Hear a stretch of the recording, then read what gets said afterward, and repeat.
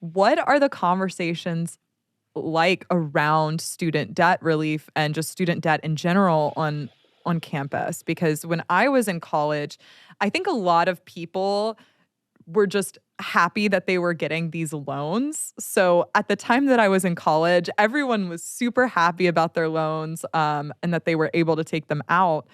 But as soon as college ended, that was where the oh no moment came in for them. And a lot of my friends that normally would be very pro free market are like, well, it would be great if we were to go and cancel these student loans and forgive them. So what is the conversation like that on your campus, and what is your response to your students?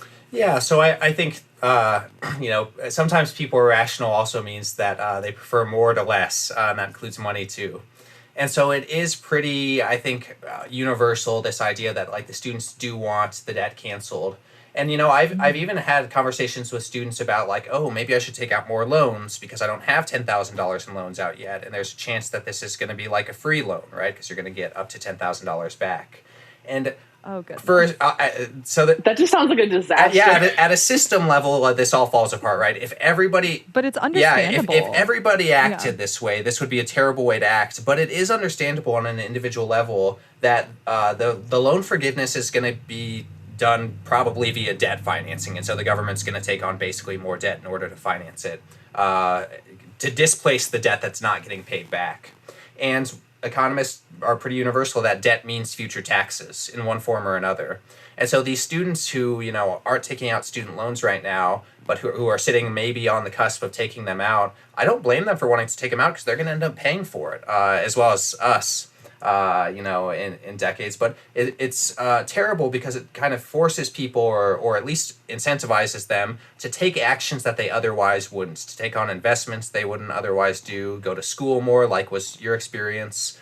And anytime the government is forcing people to, or not forcing, but incentivizing rather, people to do one thing instead of another, they're making them make sort of permanent investments for these like temporary benefits. So it's just a really bad system for the long term. I think, Definitely. Yeah, go ahead, sorry, Olivia.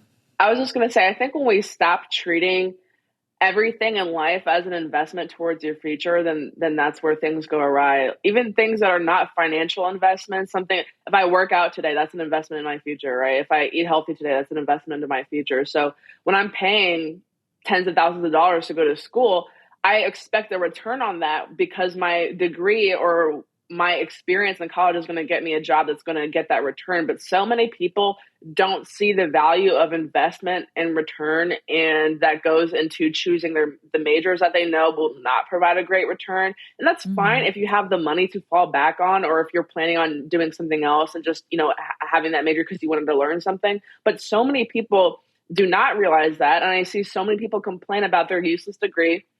And maybe it's not necessarily useless, but there's not enough demand for it. Maybe an Yeah. oversaturated market. I see so many people going to school now for like psychology. It's such an oversaturated market. I know every other person is Yeah. a therapist. So I it's not know. useless, but it's not useful to the market at this moment. And it's just not a sound investment. And I often see people victimize themselves, and there's a lot of racial undertones that go on, oh, Black women carry the most student debt. Native American women, it's like it's very broken down into like intersectionalized boxes and see who suffers the most because of this. But at the end of the day, shouldn't we, in my view, I think we should provide more education on investment when you're in high school.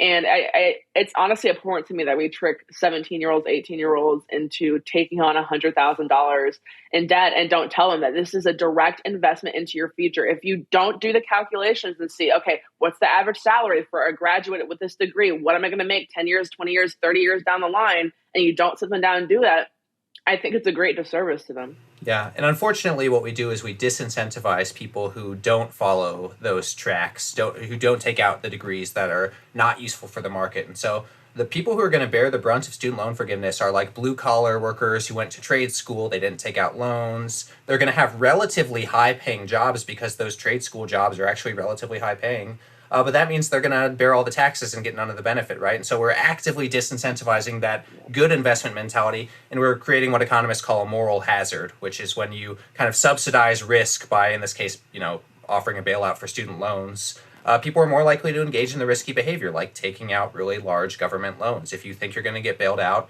there's more incentive to do it.